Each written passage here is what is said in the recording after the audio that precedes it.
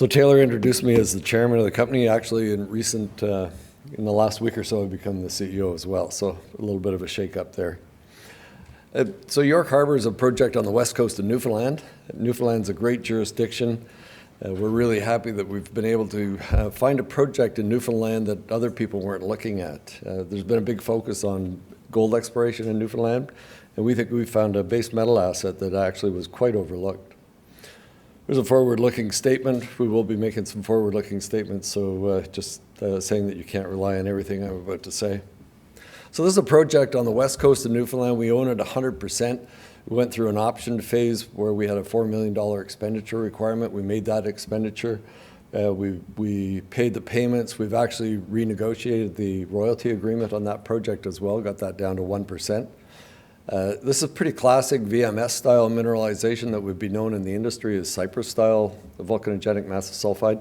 So it's a little bit different than going to, say, Noranda or Kidd Creek in Timmins, where you'd find a big rhyolite dome. These are really just volcanic contacts with some fine-grained felsic or tufaceous material in between. So a little bit different. We've been working on just a very small part of the property so far in an area where there was some historic mining, and I'll show you a little bit about that in a couple of slides. So the work that was done was primarily just underground mining with a little bit of underground drilling as well. And the work that was done was actually only down to a depth of about 150 meters, and no one had really gone in there with a different geophysical approach, so I think that's where we think we're doing something a little bit different that's going to make a big difference at the end of the day. I've been around this industry for about 45 years now, doing all kinds of different projects, and so I kind of developed and been quite successful. We've put about 8 different projects into production, and so it's really interesting to go back now and look at them and say, well, what really works and what doesn't work, and what's really important. And I think this one, when you look at the overall project, ticks all of the boxes, all the way down the list to the very last one, and that's just how big is this deposit going to be, or how big are these lenses going to be at the end of the day. This is a project that's on the coast, so it's got seawater access, it's got a highway through it, it's got a power line, it's got a supportive community. It's in the province of Newfoundland, which is very supportive of mining, and we know that it's just a great place to work. So this project was first found in the 1890s. There was some small-scale mining done where they would high-grade mineralization and put it in barrels and then take it off to England for final processing. If you're looking, do we have a pointer in here? No, it doesn't work. That doesn't work? Okay. Well, you'll have to listen to me, I guess. So if you look at this plan map, the red line that you see that kind of comes down from the northeast all the way down to the south and then goes back up around the other way is actually that favorable contact. And so the work that we've been doing is strictly related to this small red box in the middle of the project. That there are about 14 different mineral occurrences along that favorable contact that have had very little work done on them. I think outside of the main mine area, there's really only the number 4 brook that's ever had any drilling, and that was basically a couple of drill holes. So we expanded the land position. We have the entire thing covered now. And we know that historically, the people who went underground had a bunch of different areas of mineralization that were partially identified, but never really drilled in a lot of detail. So when you look at it in cross-section, the only area that was mined historically was this little gray area, and all of these other areas of mineralization were partially identified but never mined. Part of what we've been doing is filling in between, expanding some of this mineralization to depth, and just trying to find out where we can go find more. So that previous slide was just this area in here, and you can see while they came in on what they call the 4th level, they also, in the 1960s, came partway in on a lower level, and they got about 800 meters in, got into some low-grade copper mineralization, but then never finished that drift. They were going to come in underneath here and do some mining and do some exploration.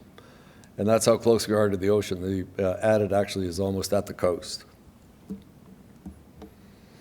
And just a slide with some of the mineralization. And one of the things that really attracted me to this project is when I got there and we started looking around, we found out that the mineralization isn't typical massive sulfide that you can find with ground EM and magnetics. This mineralization is non-magnetic and it's non-conductive.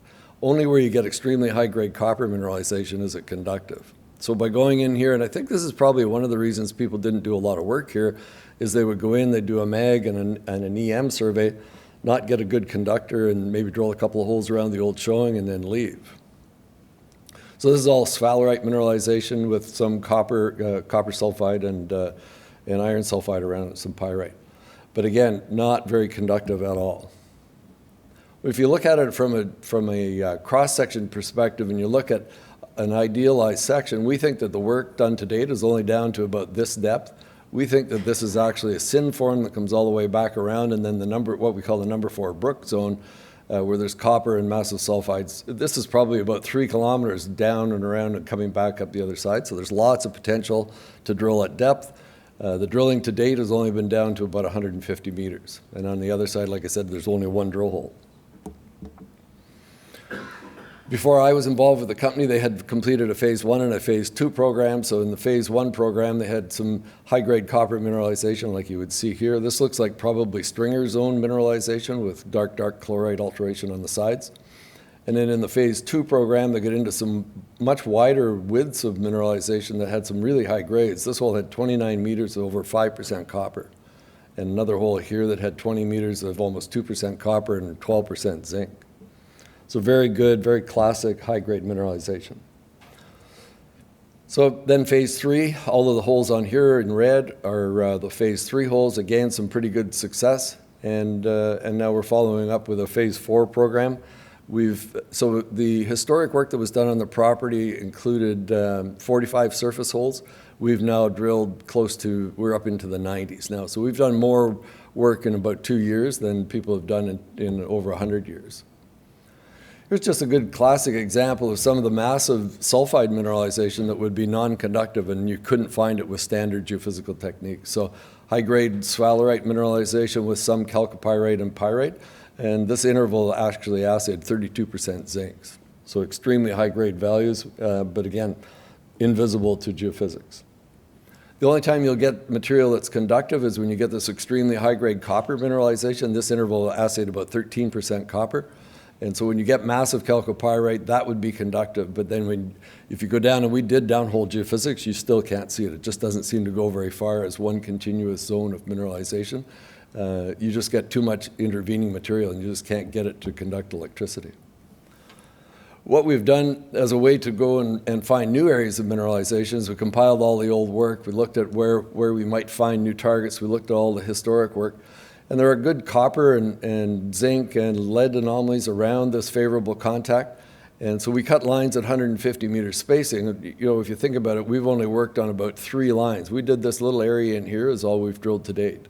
And no one's really stepped outside of that other than maybe a drill hole over here and a couple of drill holes down in here, one of which intersected 10% copper and was never followed up on. So we think there's lots and lots of potential on the project. We think that by using new techniques and being properly funded to go and do a good exploration program and drill this area of mineralization in detail, we can come up with a resource estimate fairly quickly. We think that the hurdle to have an economic deposit here is going to be quite low given the excellent logistics and all the supporting infrastructure that's available and the easy access. So the geophysical program is pretty much wrapped up now. We're just working through compiling it all, and we'll have that done in the next probably 3 weeks. And then we'll be in a position to go off and try to find some new areas of mineralization.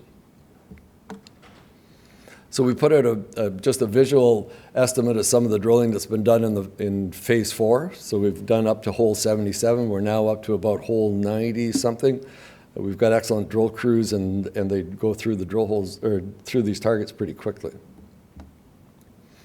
As I said, we've done a bit of a change in the management, so I've taken over as CEO. I've been involved in the industry for about 45 years and have probably taken about 8 different projects and taken them from grassroots projects through various stages of development and that have become operating mines. So I think one of the things I've learned is that you have to know where you're going, where you're going to end up in order to know how to get there. And I think that's one of the things that we've changed is with a different change in management, I'll be more suited to actually make sure that we timeline things properly and get this into production as quickly as we can if we can find sufficient tonnage. We've got Leo Powers on our board, so he's well connected in the mining industry in Newfoundland. Michael Williams is our new chairman, and Michael and I have known each other for a while and is going to be a real asset in the capital markets. And then we've got Doug Blanchflower is our QP. Doug's a really good geologist, and he's the guy who's actually manning the drill and looking after everybody on site, making sure everybody's doing their jobs. And then we've got some of the vendors of the property were Neil Blackmore and Wes Keats, and they've been very supportive as far as supplying us with logistics.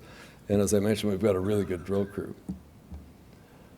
You know, we've gone through what everybody else is going through with the way the commodities markets are these days.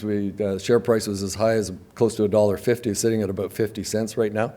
But in this kind of a market, that's what we have to deal with. And we're well funded. We've got about $6.5 million in cash right now. And so most of that is flow through, and we focus on putting the money in the ground. So that's what we'll be doing for the next 6 months to a year. So just in summary, you know, we don't have to go and find mineralization. We've already found it. We just have to quantify how big it is. I'm not worried about metallurgy. We've got some work underway right now where we're going to do some preliminary met tests. We're permitted for an additional 200 drill holes, so we don't have to worry about permits or anything.